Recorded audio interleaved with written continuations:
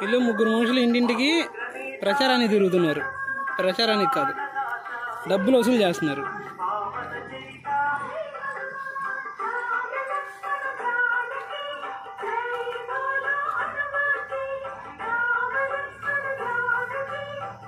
ఇతను బుక్ పట్టుకొని తిరుగుతున్నాడు. అక్కడ ఆల్రెడీ ఇద్దరు ముగ్గురు వెళ్ళారు.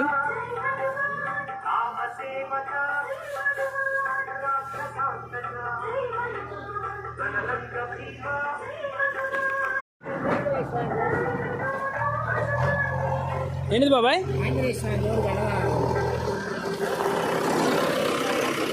లేదు,